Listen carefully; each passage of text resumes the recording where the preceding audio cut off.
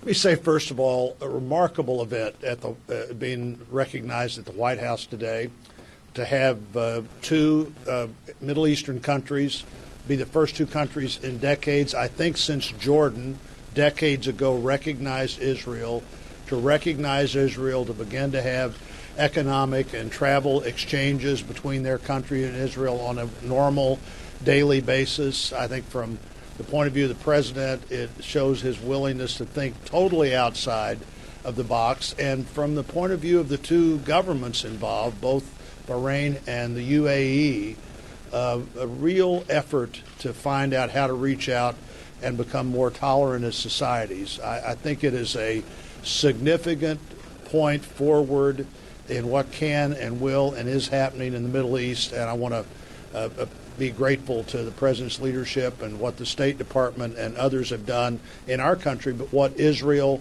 what the UAE, and what Bahrain have done being recognized today, a really significant development. And on the vaccine front, the testing front, the therapeutics front, we'll be having a hearing tomorrow in the Appropriations Committee that I chair with Admiral Jawad, with Dr. Catlick from HHS, Dr. Redfield from CDC, and the questions will be, what is the plan to distribute vaccine when we get it?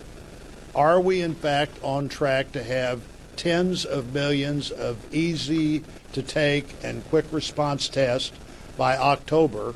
And what is the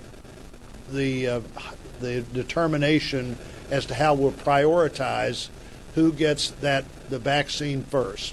And I think what we're going to see is a fully vetted, absolute FDA commitment to a vaccine that people can be secure in. But we're going to then have that vaccine earlier than we would have otherwise because of its early investment in the vaccines we think are most likely to be approved. And of course, we'll only go forward with vaccines that are approved, but they'll be available months earlier than they otherwise would have been. We're going to ask all of those questions tomorrow. I think the news here is good, but part of the job of the Congress is continue to insist on timetables and deadlines and specific information as to what we're going to do and when we're going to do it and how quickly we'll be able to follow up on delivering new tests, new therapeutics, or the vaccines when we have them.